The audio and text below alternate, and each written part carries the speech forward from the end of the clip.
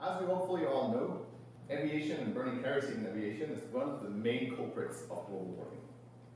Surprisingly, we already know the solution. Instead of burning kerosene, we could actually burn hydrogen. Hydrogen combines with oxygen to H2O, water. Why are we doing this then? Well, there's a major problem with hydrogen. Hydrogen atoms are the smallest things that we know, particle-wise, and hydrogen molecules are just two atoms fused together. And they're extremely good at escaping every confine we put them in. They will escape through every single minor defect. Every time we produce a tank, those minor defects actually appear already in fabrication.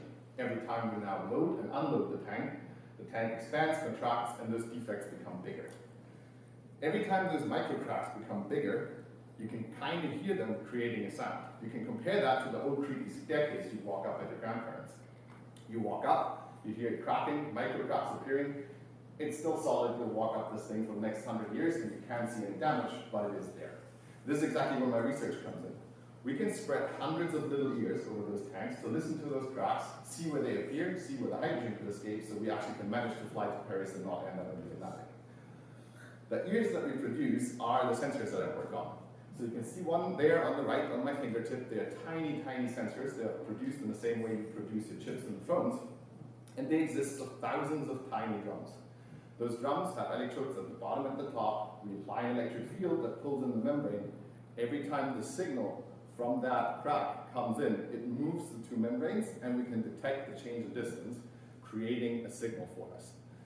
You can see one of the signals in the back here. This is one of the ones that I measured in my research. And these signals can be then used to track where the cracks appeared. How does that work? Well, if I do this, the lab row was certainly afraid for a second, but they immediately looked at me because they were able to detect where it came from.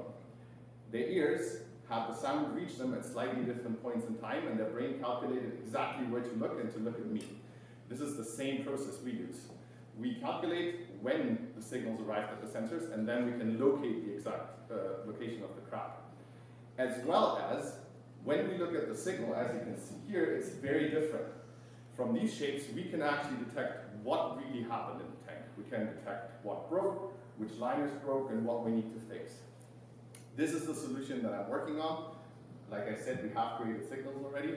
We're still working on the implementation. We hopefully, with that, make aviation finally sustainable, keep the hydrogen in the tank, and make a little tree out there happy again.